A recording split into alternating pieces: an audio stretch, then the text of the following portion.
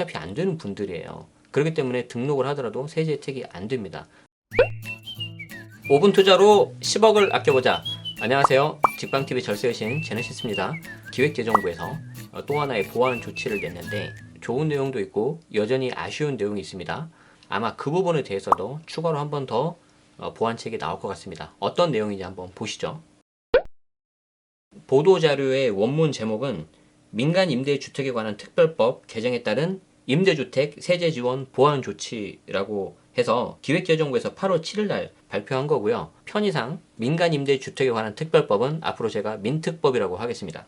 자, 이 보완 조치가 나온 배경에 대해서 여러분들이 먼저 아셔야 되는데 710 대책에서 현재 운영 중인 주택임대 사업자 중에서 민간 단기 4년짜리가 폐지가 됐어요. 그리고 나머지 이제 4년짜리가 폐지가 됐기 때문에 8년짜리 장기 일반 민간 임대주택이 남아 있는데 이 중에서도 아파트만 쏙 골라서 이게 폐지가 됐습니다.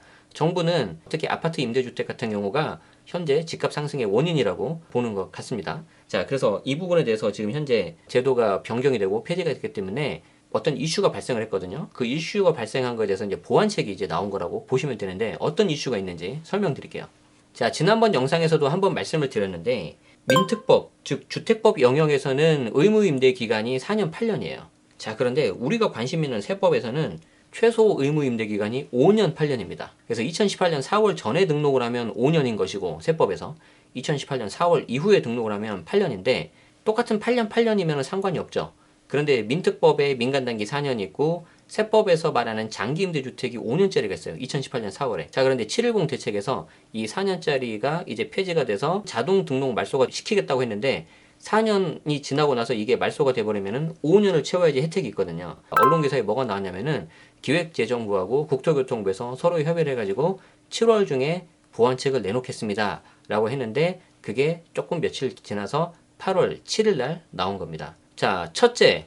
등록을 하면은 등록을 유지하는 동안에는 세제 혜택을 유지하겠다. 어찌 보면은 그냥 당연한 말이죠. 임대 등록을 하고 자진 또는 자동 등록 말소일까지는 세제 혜택을 유지하겠다라고 지금 처음에 보도자료에 넣었는데 당연히 등록을 하고 요건을 맞추면은 세제 혜택이 유지가 되는 거죠. 다만 등록을 했다고 무조건 세제 혜택을 유지하는 게 아니고 세법에서는 제가 말씀드렸죠. 지난번 영상에서 여러 번 세법에서는 장기임대주택이라고 있는데 이 요건이 여러 가지가 있어요. 등록 당시 기준시가 6억 이하, 수도권 외에는 3억 이하를 맞춰야 됩니다. 이 요건 자체가 안 되신 분들은 종부세 합산배제, 양도세 중과배제가 어차피 안 되는 분들이에요. 그렇기 때문에 등록을 하더라도 세제 혜택이 안 됩니다. 그 부분은 좀 오해가 없으셨으면 합니다. 두 번째가 개인적으로는 조금 충격이었어요. 뭐냐면 자진 또는 자동 말소를 하면은 추징을 면제하겠다. 민특법에서는 4년, 세법에서는 5년이라고 그랬잖아요. 이 두 개가 서로 안 맞아요. 자, 그래서 이거를 4년이 지나고 나면 자진 또는 자동 말소를 시키는데 이번에 나온 보완책을 보니까 4년만 하더라도 그동안 받았던 혜택에 대해서 추징을 안 하겠다. 이건 좀 약간 획기적이었어요. 자, 단기 임대주택이 4년으로 말소되어 5년 요건을 채우지 못하는 경우, 장기 임대주택이 임대 등록일과 사업자 등록일을 달라 8년 요건을 채우지 못하는 경우, 이런 경우에도 그동안 받았던 종부세 합산배제 그런 혜택을 원래는 추징을 해야 되는데 그걸 안 하겠다는 거죠. 다만 조금 전에 말씀드린 것처럼 요건 준수한 임대주택이 하나입니다. 기준시가 6억 이하 이런 요건. 말이 나온 김에 종부세 합산배제, 양도세 중과배제 같은 요건이 가능한 임대주택의 요건을 한번 살펴볼 건데 사실 이 요건을 갖추지 못하면은 아무리 내가 8년 85제곱미터 이하 등록을 했다 하더라도 종부세 합산배제, 양도세 중과배제 같은 혜택을 받을 수가 없어요. 자, 근데 한번 조건 보시죠. 첫 번째, 지자체 세무서 두 곳 모두 등록을 하셔야 돼요. 지금이라도 세무서 등록 안 하신 분들은 하셔야 됩니다. 지자체에 하셨다면. 두 번째, 등록 당시 기준시가가 6억 이하, 수도권에는 3억 이하. 나중에 올라도 상관이 없어요. 그렇지만 처음에 등록할 때는 6억 이하, 3억 이하 돼야 돼요. 이게 가장 중요한 것 중에 하나예요. 자, 세 번째, 의무 임대 기간이 5년 이상. 2018년 4월 전은 5년, 4월 이후는 8년. 그리고 임대 기간 동안 5% 이내 인상 준수. 5%를 만약에 넘기면 과태료뿐만 아니라 세제 혜택 자체가 날아가 버려요. 마지막으로 조정대상 지역의 경우는 2018년 9.13 이전에 취득한 것만 가능해요. 자, 계속해서 세 번째 특징을 보죠. 양도세도 중과 배제를 해주겠대요. 그것도 2분의 2 이상 의무 임대를 한 경우에 5년을 채우지 않고 중간에 자진 등록, 자동 등록 말소를 하더라도 종부세 추징을 안 하겠다에 이어서 2분의 1 의무 임대 기간만 임대를 했다면은 조정 대상 지역이라 하더라도 양도세 중과 배제를 해주겠다. 그런데 이거 역시 처음 등록했을 부터 양도세 중과 배제 요건을 갖춰야 됩니다. 간혹가다 이거를 오해하셔서 그냥 임대만 하면 조정 대상 지역에서 양도세 중과가 안 된다고 아시는 분들이 있는데 그러다가 큰일 나요. 제 주변 지인의 세무사님들한테 여쭤보니까 4년으로 가지 않겠냐라고 보시는 분들도 많이 계세요. 그래서 저도 4년으로 해서 2년 해서 딱 말씀드리면 좋겠지만 혹시 모릅니다. 자, 그래서 6개월 그냥 버티시고 참으셨다가 2.5년 채우시고 파시는 게 제가 봤을 땐 더 안전하다고 봅니다. 네 번째, 의무임대기간 미충족 하더라도 거주주택 비과세 특례가 가능하다. 거주한 주택을 빼고 나머지 주택을 전부 다 임대주택으로 등록하되 이 임대주택 등록이 아까 여러 개 조건을 봤었던 장기임대주택으로 하셔야 돼요. 6억이야 3억이야. 그런 상태에서 만약에 이게 자진 또는 자동 등록 말소가 되면은 5년을 못 채우지 않습니까? 이 경우에도 요 거주주택 비과세 특례를 해주겠다라는 거죠. 자, 다섯째 보겠습니다. 7월 11일 이후에 등록하는 것에 대해서는 세제 지원을 적용을 배제한다고 나왔습니다.